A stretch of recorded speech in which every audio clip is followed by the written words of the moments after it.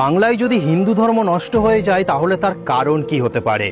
দেখুন, খ্রিস্টিয়ানদের প্রত্যেকটি চার্চের আশেপাশে একটি খ্রিস্টান মিশনারি স্কুল থাকে। এছাড়াও আপনারা দেখবেন যে মসজিদের বিভিন্ন আশেপাশে একটি মাদ্রাসা আপনারা ঠিক পাবেন। কিন্তু আমাদের সনাতন ধর্মের মন্দিরের পাশে কোনো রকম কোনো গুরুকুল আপনি পাবেন না। সনাতন ধর্মের সন্তানদের কোনো রকম শিক্ষার ব্যবস্থা নেই। কিন্তু অপরপক্ষে কি দেখতে পারছি যে অন্যান্য মতামতে যারা খ্রিস্টান ইসলাম যারা আছে তাদের কিন্তু একটা ধর্মীয় শিক্ষা দেওয়া হয়। সেই ক্ষেত্রে বাংলায় 70% হিন্দু বসবাস করা সত্ত্বেও এখানে সনাতন ধর্মের কোনো গুরুকুল শিক্ষা ব্যবস্থা নেই। তো প্রধান কারণ হলো এটা, যতক্ষণ না আমাদের হিন্দু সন্তানরা বৈদিক শিক্ষার মধ্যে আসতে পারবে, গীতা শিখতে পারবে, নিজেরা অধ্যয়ন করতে পারবে, তার আগে কোনো দিনও হিন্দু জাগরণ সম্ভব নয়।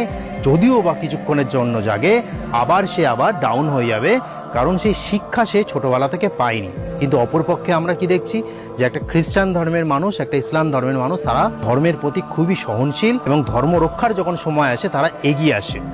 এটাই হলো ধর্মীয় শিক্ষা, যেটা আমাদের হিন্দু সন্তানদের দেয়া হয় না। আমরা এখন মন্দিরে যাই শুধু ভগবানের মুখটা দেখতে, কালী মন্দিরে যাই মায়ের মুখটা দেখতে কত সুন্দর, যে কোনো মন্দিরে যাই মন্দিরটা কত সুন্দর, ওখানে গিয়ে একটু প্রসাদ খাবো, ভগবানের গুণকীর্তন শুনবো, কিন্তু মূল যেটি দরকার ধর্মীয় শিক্ষা সেটা কিন্তু আমরা পাই না। তো এটাই সবচেয়ে বড় কারণ হিন্দু ধর্ম পতনের দিকে। যদি গুরুকুল শিক্ষার মাধ্যমে আমাদের সন্তানদের শিক্ষা দেওয়া হয়, তারা একমতে বিশ্বাস করবে, হ্যাঁ কৃষ্ণ কালী মা মনসা সবাইকে মানবে, কিন্তু তার মত একটাই থাকবে, সেটা হলো বেদ এবং গীতা। যেটা গীতার মধ্যে ভগবান শ্রীকৃষ্ণ বারংবার বলেছেন, আপনারা জানেন। হিন্দু সন্তানদের কেউ যদি জিজ্ঞাসা করে তো ধর্মের নাম কি, কেউ বলে হিন্দু, কেউ বলে সনাতন, কেউ বলে বৈদিক, কেউ বলে বৈষ্ণব, কেউ বলে শাক্ত। যদি বলে তোর ভগবানের নাম কি, বলে আমার ভগবান কালী, আমার ভগবান ওই গুরু, আমার ভগবান কৃষ্ণ, আমার ভগবান শিব, আমার ভগবান মা মনসা, আমার ভগবান লোকনাথ বাবা, আমার ভগবান ওই গুরু মহারাজ। এইভাবে বিভক্ত যতদিন হয়ে থাকবে হিন্দুরা, ততক্ষণ হিন্দু জাগরণ সম্ভব নয়। এই কারণের জন্যই হিন্দুরা সংগঠিত নয়।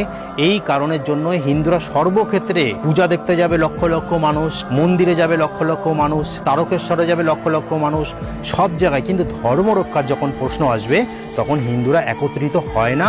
তার একমাত্র কারণ হলো গুরুকুল শিক্ষা পায়নি। সেই কারণে হ্যাঁ, কিছু কিছু জায়গায় গুরুকুল শিক্ষার ব্যবস্থা আছে, কিন্তু সেখানে যা চার্জ সেটা দেওয়া সাধারণ মানুষের পক্ষে সম্ভব নয়।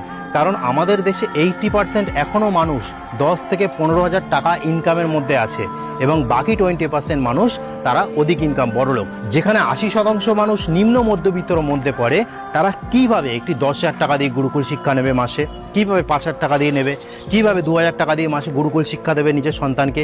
কিন্তু আমরা অপরপক্ষে কি দেখি, খ্রিস্টান মিশনারিতে যারা পড়ছে তাদের তো কোনো টাকাই দিতে হবে না, মাদ্রাসায় যারা পড়াশোনা করছে তাদেরও কোনো টাকা পয়সা দিতে হয় না, সরকারি দেয়। তো এখানেই গ্যাপটা। সনাতন ধর্মের পেছনে যে অর্থগুলি এখন ব্যয় হচ্ছে বিভিন্ন থিমের প্যান্ডেল করে, বিভিন্ন অনুষ্ঠান করে, এইগুলোর থেকেও মূল্যবান এখন গুরুকুল তৈরি করা, গুরুকুল শিক্ষার মাধ্যমে আমাদের সন্তানদের গড়ে তোলা।